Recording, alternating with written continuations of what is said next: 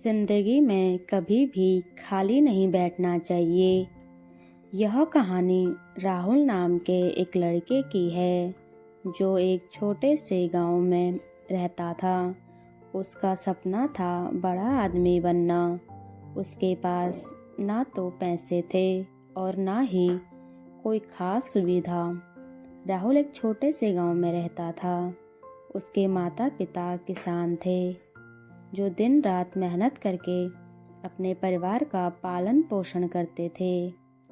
लेकिन राहुल मेहनत नहीं करना चाहता था। उसे सपने देखने पसंद थे। वो बहुत बड़ा आदमी बनना चाहता था, मगर वह कभी कोई कोशिश नहीं करता था। एक दिन उसके पिता ने उसे देखा कि राहुल पेड़ के नीचे लेटा है और आसमान की ओर देखा है। गुस्से में पिता बोले, राहुल, तुम सारा दिन खाली क्यों बैठे रहते हो? अगर जीवन में कुछ करना है तो उठो और कुछ करो। राहुल ने बिना वहाँ से हिले जवाब दिया, पिताजी, सब किस्मत का खेल है। जब किस्मत बदलेगी सब अपने आप बदल जाएगा। पिता चुप हो गए, मगर उनके मन में ये बात चुभ गई और उन्होंने सोचा, काश इसे कोई सही राह दिखाए। एक दिन राहुल गांव के बाहर नदी किनारे अकेला बैठा था, उदास और खोया हुआ। वह सोच रहा था कि आखिर मेरी किस्मत कब बदलेगी। तभी वहां से एक बुजुर्ग साधु गुजर रहे थे। उनके चेहरे पर शांति और तेज था। उनकी आंखों में ऐसा तेज था कि उनको अनदेखा नहीं किया जा सकता था। साधु ने राहुल को उदास देखा और पूछा, बेटा, तुम इतने उदास क्यों हो?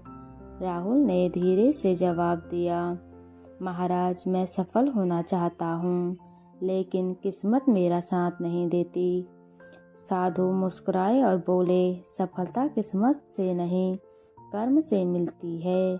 क्या तुम सीखने के लिए तैयार हो?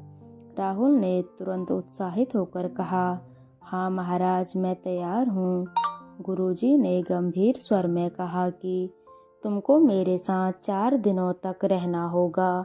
मैं तुम्हें सफलता के सारे नियम सिखाऊंगा, लेकिन एक शर्त है, तुम कभी खाली नहीं बैठोगे। पहला नियम, सपना देखो लेकिन जाग कर। गुरुजी राहुल को एक सुनसान पहाड़ी पर ले गए। वहाँ पर ना कोई आरामदायक जगह थी, ना छाँव, बस चारों ओर पत्थर और सूखी मिट्टी। राहुल थक कर बैठ गया, लेकिन गुरुजी खड़े रहे और गहरी नज़रों से उसे देखते रहे। गुरुजी बोले, अगर सफल होना है तो सपने देखो, लेकिन आंखें बंद करके नहीं, जागते हुए खुले दिल से। राहुल ने हैरानी से पूछा, इसका क्या मतलब है? क्या सपना देखना गलत है? गुरुजी मुस्कुराए और बोले, सपना देखना गलत नहीं है बेटा, मगर सिर्फ सोचना और बिना कुछ किए ही बैठ जाना ही असली समस्या है। तुम हर दिन सोचते थे कि अमीर बनोगे, मगर कभी कोई कदम नहीं उठाया। अच्छे सपने वो होते हैं जो तुम्हें चैन से सोने ना दें और हर सुबह तुम्हें उठाकर तुम्हें मेहनत करने के लिए मजबूर करें। राहुल चुप हो गया। उसने पहली बार सोचा, मैं सच में बस सपने देखता रहा, कभी उन्हें हकीकत में बदलने की कोशिश नहीं की। गुरुजी ने एक पत्थर उठाया और राहुल के सामने रखते हुए कहा, पत्थर भी अपने आप सोने में नहीं बदलेगा जब तक इसे कोई तरासेगा नहीं। ठीक वैसे ही तुम्हारे सपने भी तब तक अधूरे हैं जब तक तुम उन्हें आकार देने के लिए मेहनत नहीं करोगे। राहुल ने सिर झुकाया और पहली बार अपने भीतर झांकने की कोशिश की। पहला नियम उसे समझ आ गया था। इसका दूसरा नियम था, काम में लगे रहो, खाली बैठना मौत है। अगले दिन सुबह सुबह गुरुजी ने राहुल को बुलाया। ठंडी हवा चल रही थी और सूरज धीरे धीरे निकल रहा था। गुरुजी ने कहा, आज से तुम्हारा काम है इन 100 पत्थरों को इस जगह से उठाकर उस पहाड़ी के पास ले जाना। राहुल चौंक गया और बोला, महाराज, ये तो बेकार का काम है, इससे क्या हासिल होगा? ना कोई मकसद है, ना कोई फायदा। गुरुजी शांत भाव से मुस्कुराए और बोले, काम का कोई छोटा या बड़ा मतलब नहीं होता राहुल। असली बात यह है कि तुम व्यस्त रहो। जब व्यक्ति खाली होता है तभी आलस, डर और उन शंका जन्म लेते हैं। राहुल ने पत्थर उठाने शुरू किए। हर भारी पत्थर था और सूरज की गर्मी बढ़ रही थी। शुरुआत में उसे गुस्सा आया, पर उसका ध्यान फिर काम पर केंद्रित हो गया। दिन के अंत में वह थक गया था, पसीने से तरबतर था, मगर हैरानी की बात ये थी कि उसके मन में अजीब सी शांति और संतोष था। गुरुजी उसके पास आए और बोले, देखा राहुल, तुम थके हुए हो पर निराश नहीं। तुम्हारे मन में कोई उलझन नहीं है। जब तुम काम में लगे रहते हो तो तुम्हारे पास असफलता के बारे में सोचने का भी समय नहीं होता है। राहुल चुपचाप सिर हिलाने लगा। अब उसे समझ आ गया था, काम में लगे रहो, खाली बैठना मौत है। इसका तीसरा नियम है, धैर्य रखो, सफलता धीरे धीरे मिलती है। तीसरे दिन गुरुजी राहुल को खेतों के पास ले गए और उसे बीजों का एक छोटा थैला देते हुए बोले, इन बीजों को इस जमीन पर बो दो और हर दिन इन्हें पानी देना। राहुल ने उत्साह से बीज बो दिए और उसी दिन शाम को जाकर देखने लगा कि कहीं कुछ अंकुर तो नहीं निकला, लेकिन वहाँ कुछ भी नहीं था। अगले दिन भी उसने पानी दिया और फिर उम्मीद से जमीन को निहारता रहा।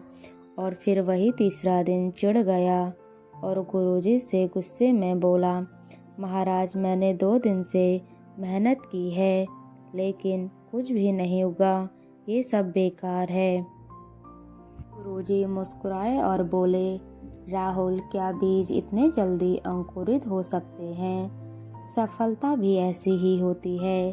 बीज बोने के बाद तुरंत फल नहीं मिलता और जो धैर्य रखता है वह असली फल का स्वाद चखता है।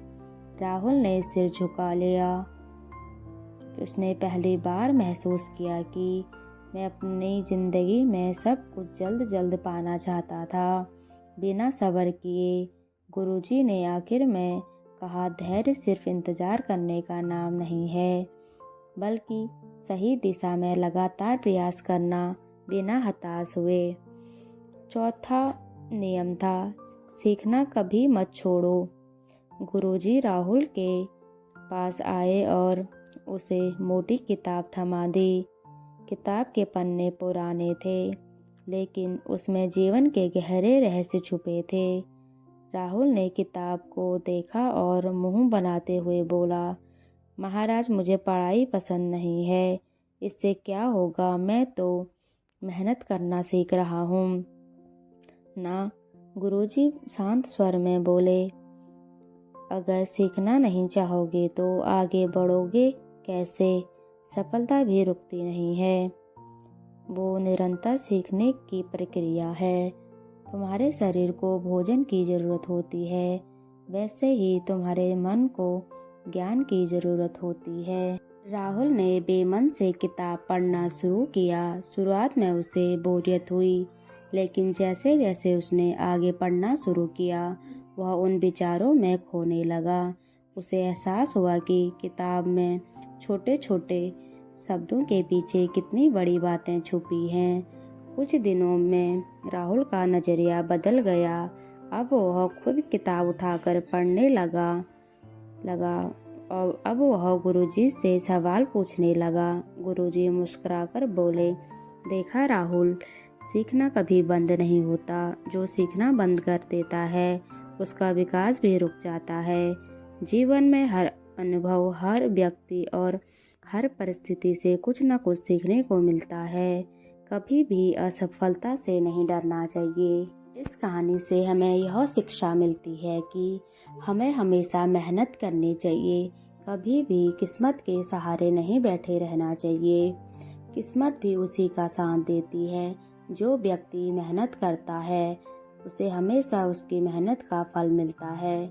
अगर आपको मेरी कहानी अच्छी लगी तो मेरे चैनल को लाइक एंड सब्सक्राइब करें।